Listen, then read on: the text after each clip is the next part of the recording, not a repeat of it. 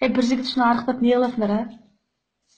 Әке шешең 20 жыл борғасқадай борлап қойса, біреудің боқмұрын үшін арықтап, ол үшін жылап, ол үшін арақ ішіп мөңіреп.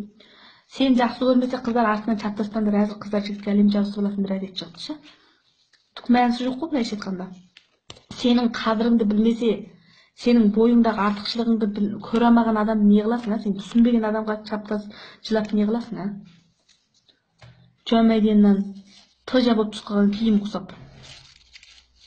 Сондықтан құндырақ болайық. Жабыспаңдар қыздар, мына мен бір достарым бар. Жігіті боқтап жатады, ұрып жатады, теуіп жатады, соның артынан еріп жүреді. Таяқты жақсы көре ма әйтеуір. Не қыласың? Менен сүйем деп. Ой, сүйгенде басың қалғыр. Атқа сүйреліп өлгір. Ол махаббат емес. Ол бір жақтың ғана жақсы көру. Екі адам тең сүйсе сол махаббат. Біреу сүйсе қайдағы махаббат, ол мәнті, білесің ба? Екі адам сүйсе ол нағыз махаббат, ол тапанжи болады сол кезде. Тамаққа мемлекетін болсам. Дүниеде бар ғой, мен саған айтайын, ең ұлы махаббат деген ол ананың балаға махаббат. Неге?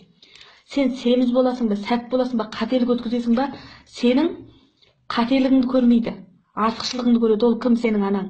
Сен өмірің басталғаннан ең соңғы нүктесіне дейін анаң ғана сені жақсы көреді. Жамандығын жасырады. Ал сен бір жігітпен жүріп жатсың, сен опасыздық істесең, сен бір қателік өткізіп қойсаң, ол жігіт тастап кетеді ғой. Ал сен тастап кеткенде кімге басына сипайды? Шешең сипайды ғой. Махаббат деген міне ананың балаға махаббаты бар.